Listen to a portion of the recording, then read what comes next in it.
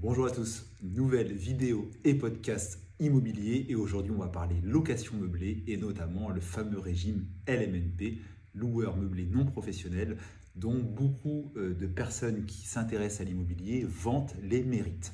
Et moi je vais évidemment vous parler et vous rappeler que ce régime de la location meublée a effectivement plein d'avantages et notamment celui de l'amortissement du bien immobilier, on va y revenir, mais il a aussi selon moi des inconvénients assez nombreux et qui, je trouve, sont un peu trop souvent passés sous silence en comparaison des avantages qu'on met en avant.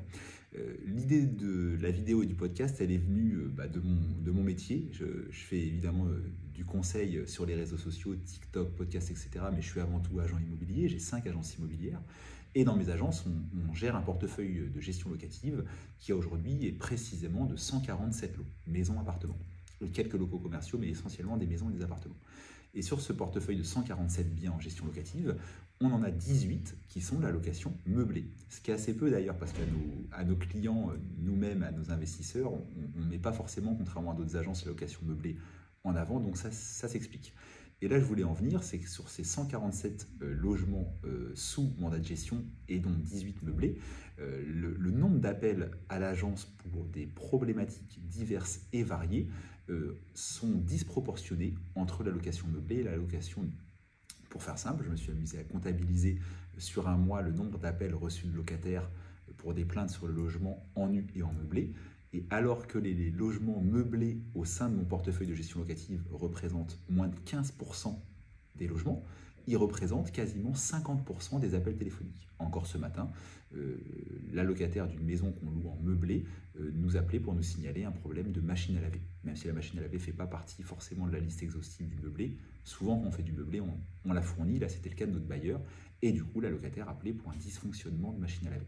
Donc, un des premiers inconvénients pour moi de la location meublée, c'est effectivement son côté chronophage, parce que plus on équipe un logement par des meubles, par une table, par tout un tas de choses, des couverts, de la vaisselle et ainsi de suite, four, micro-ondes, etc., plus on a un risque de sinistre, de problèmes à gérer, et qui, quand on s'intéresse à l'immobilier et qu'on a envie de multiplier les opérations, peut devenir très gênant. Autant gérer soi-même un premier logement meublé, ça peut être peu chronophage, même si ça le sera plus dans tous les cas qu'un logement nu.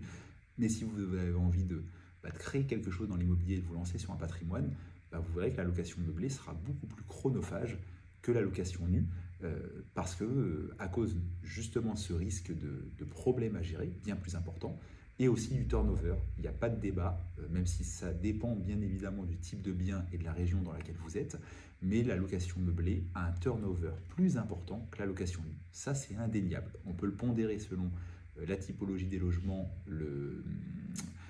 l'endroit où vous êtes, etc. Mais la location meublée engendre des changements de locataires plus fréquents qu'en location nue. Donc ça, c'est pareil, c'est soit du temps pour vous si vous gérez vous-même, soit des frais si vous passez par un professionnel qui, déjà, côté honoraire de gestion locative, va vous prendre plus cher qu'en location nue. C'est le cas chez nous. On facture 4,8% la location nue, 5,8% la location meublée, parce que c'est plus de travail. Et vous allez payer plus souvent des frais de relocation entre deux locataires. Donc ça, c'est un premier point de différence.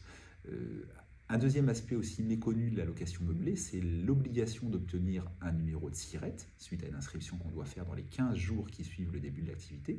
Et du coup, ça génère une taxe qui n'existe pas en location nue, qui est la CFE, cotisation foncière des entreprises. Il est impossible de vous donner un montant précis, parce qu'il dépend de tout un tas de critères, mais assez souvent, dans ma région en Normandie, la CFE représente environ un demi-mois de loyer par an qui part du coup en taxe, alors que ça n'existe pas en location nue. Pareil, un des inconvénients du meublé qui va évidemment avec son avantage principal, c'est la nécessité de tenir une comptabilité. Le meublé, il est certes magique, et ça c'est vrai, parce que contrairement à la location nue, il permet l'amortissement du bien immobilier hors valeur du terrain, et il permet aussi de passer en charge ou en amortissement tout un tas de choses, les frais d'agence lors de l'achat, les frais de notaire, et ainsi de suite. Ça c'est vrai. Mais la contrepartie de ça, c'est que pour bénéficier de ce régime avantageux, il faut forcément se mettre au régime réel du LMNP, parce que le micro-BIC ne permet pas tout ça. Et quand on se met au régime réel du LMNP, on entre dans une comptabilité bien trop compliquée, en mon sens, pour qu'un particulier puisse la gérer lui-même. Et on a donc recours à un cabinet comptable qui prend par expérience en général 5 à 600 lots, 5 à 600 euros par an pour gérer un premier lot et en général 2 à 300 euros par lot supplémentaire. Donc c'est pareil, c'est un coût non négligeable qui n'existe pas en location nue, parce qu'en location nue, sauf si vous êtes vraiment effrayé par les chiffres, vous êtes largement capable de gérer vous-même la comptabilité d'une location nue, ou alors si vous avez un gestionnaire locatif, il va vous faire des comptes rendus de gestion très simples et très clairs, vous permettant de faire vous-même tous les ans votre déclaration d'impôt comme un grand.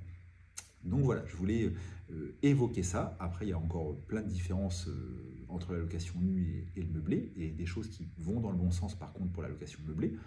L'engagement du bailleur par exemple, en location meublée, il est de seulement 1 an, alors qu'il est 3 ans en location nue, voire 6 ans si on est une personne morale. La durée par exemple des congés pour vente, elle est seulement de 3 mois en location meublée et sans droit de préemption du locataire, alors qu'elle est de 6 mois en location nue et avec un droit de préemption du locataire. Donc la location nue, la location meublée, c'est vraiment 2 régimes très différents.